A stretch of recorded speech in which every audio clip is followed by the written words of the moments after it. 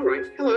I'm So how are you doing? good. Oh, Well, I mean, not good because you're seeing me.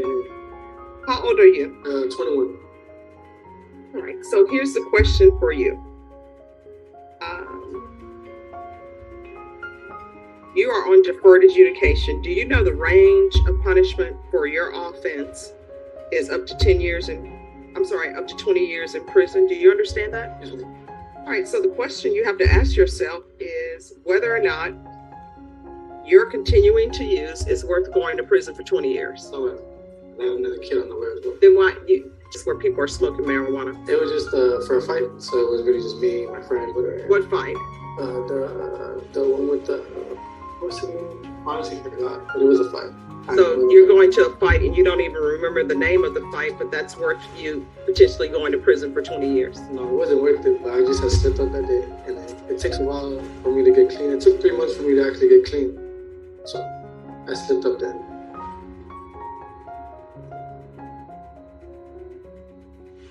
All right, they're asking that you go to SATA. No? Yeah, they're saying that you need to go to SATA. Oh, what is that? I mean, That's inpatient treatment. I don't think, because I know I could stop. I stopped for just 3 months. Like I said, Yeah, but you didn't do well. I mean, you're stopping for 3 months and you're looking at going I to. said I just slipped up. I thought it wasn't really going to be, like it was going to stay in my system for that long, because it wasn't a lot. But then it's like, Because you thought you would get away with it. not get away with it, but I thought I'd just get it out of my system. Yeah, that's you thinking you would get away with it. If you're thinking it's going to get out of your system before you test it. When you drug tested today, what the results going to be? I'm not sure if I still come out a little bit dirty. Like I said, it took almost 3 months for me. When I actually stopped doing drugs, it took 3 months because I was on my PO set. I finally came out clean. Your Honor, Yes. the last drug test that was done on 4/25 was positive for THC. And do we have levels or no? I can check it, Your Honor. So, the only issue with that, Your Honor, I think you failed to submit you failed to submit on the 5th of April, March 14th, but in February, he was negative. So, we won't have a baseline. I'll have a baseline, but I won't have any other information on the other drugs. All right, so this is what I want to do with him. He's going to do weekly testing, and it's going to be through the UA hotline. He's to be tested for levels. If those levels go up, we're not going to have another compliance hearing. It's going to be a motion to revoke file. Do you understand? Yes, ma'am. And I'm going to want him to retake intensive outpatient treatment. And if it's not ordered, I did. I'm like child. Well, here's the thing. The fact that you're doing it outside your house, you can't tell me that you don't come back into the house smelling like marijuana. Let me just tell you right now, I don't drink alcohol at all, but there is someone who came in this courtroom who smelled of alcohol. I don't know who it was, but it nearly knocked me out. So the fact that you are using marijuana, your child knows that you're using marijuana, and guess what? Children are going to end up teasing them because they're going to come to wherever they come to smell like marijuana. And if you have a child that's on the way, I guarantee you that mother is probably using marijuana, messing up her baby's brain. And when marijuana is used in the household, they get that from their parents or whoever's around them because they repeat everything. The fact that you're using marijuana, whether you think they know it or not, they do. And you're going to send your child off to school smelling like marijuana so other children can choose them about their pothead parent. Do you understand? Yes, ma'am. So you're going to get your life together. If those levels go up, what's going to end up happening is a motion to revoke is going to be filed, and you're going to be looking at 20 years in prison, and you're going to be possibly going to prison for 20 years. If people ask you why you're here, you're going to end up having to tell them because you wouldn't stop using marijuana. Your time in prison wasn't worth you giving it up, and your children were not worth you giving it up. Do you understand? Yes, ma'am. And stop having children until you get your life together. Yes, ma'am. Sugar Ray Leonard and Muhammad Ali, people don't even have skills anymore. Yes, ma'am. So, all right, thank you. Thank you. Segovia? All right, so before we go on the record, Ms. Christian? Yeah, it's okay, Judge. I'm okay with the aggravated robbery. I think Right. I got thrown off looking at information in the PSI. All right. All right, we're back on the record in 2023 CR 0292. Have both parties had a chance to review the PSI report, State? Yes, Your Honor. Defense? Yes. Any objections to the PSI report, State? No, ma'am. Defense? No, ma'am. All right, any witnesses, State? No, ma'am. Defense, any witnesses? No, Judge, I would like to just point out a couple of things for the court. I know also you will take note that he was the one that did not have the knife. He was actually with someone that produced the knife, and it was the other person's idea. And we understand the law of parties, but Mr. Segovia is just asking the court to go ahead and follow the plea bargain that we have with the state of Texas. All right, and there's a restitution amount of $849.99. There is that amount, Judge, yes. Any objections? It was my understanding that they had gotten the phone back, but I might be mistaken about that, and maybe if we could have a hearing on that if necessary. All right, counsel, I'm going to order that because I'm reading the PSI report and there's no of $849.99. That was what you all agreed on in the plea bargain agreement. That's fine, Judge. All right, anything you wish to say? Do you have children? My little boy on the way. How are you going to support yourself? I work. I have a really good paying job. Okay, you're going to have to speak up. I can't hear you. I have a really good paying job and I work. Who are you going to be living with? My girlfriend, my grandma.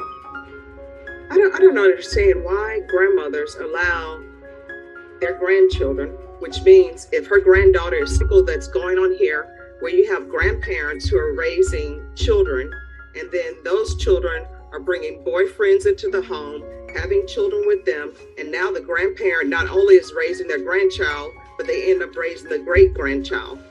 It's like the grandparent is not supposed to be the person who's taking care of grandchildren and great-grandchildren, and we all know that's what's going to end up happening. She's not taking care of me, and then I pay bills there. I stayed there for like a couple of months already. Mm-hmm. Judge, if I may, Yes. Mr. Segovia has had kind of a difficult upbringing, and I think that was touched upon in the PSI. He was raised by grandparents. He hasn't really had much stability to them. He has been contributing to the bills and been paying when he was out, and he actually was pretty consistent in getting a job. He had a job at a fast food restaurant, and then somebody told him that he could make more money in construction, so he went and had a job there. So he's worked very consistently. He's indicated that he would like to get his GED to improve his position, but I really do think it would be detrimental to Mr. Segovia if this stable living place where he has been living would be taken away. And I can understand if the court maybe wants to attempt some kind of a transition period for Mr. Segovia and his girlfriend and their child to be independent. All right. With regards to this cell phone, it appears that this cell phone, I guess, was paid by Angie Camacho. So I'm just going to do restitution of $849.99 to Angie Camacho or Alan Hernandez, because I don't know if which one paid for the phone. In count 1, count 2, and count 3, those counts will run concurrently. Court will sentence you to 10 years deferred adjudication. There's to be regular reporting by Zoom or in person. Proof of employment within 15 days. No employment as a home health care provider with minors, or some sort of trades certificate for a trade school. $1,000 fine, probated. With regards to restitution to Jathlyn, Jathyn Cantu, the court does not have any documentation as to what that restitution is, so the court is not ordering restitution to that person. It's agreed that you plead as a party with Joe Vitala.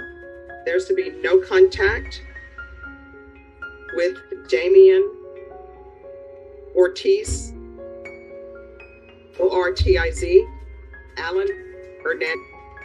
What is his grandmother's name? You don't know the name of the person you're living with? How can you not know the name, counsel? How can you not know the name of the person he's living with? What's your girlfriend's name, Mr. Segovia? City. What's her last name? Martinez. Absidy Martinez. So what's the grandmother's name? I'm really deal with it like that. I mean, I live there, but I work all the time. How can people not know who they're living with, counsel? I don't know if it's listed in the PSI. I think it's just listed as the girlfriend's grandmother. Name, and you're staying in the grandmother's house?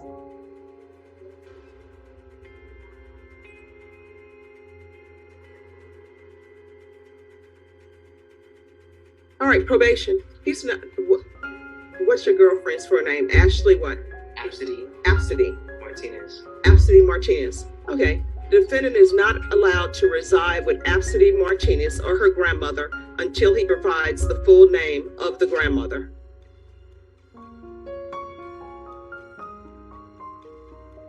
We're going to want regular UAs.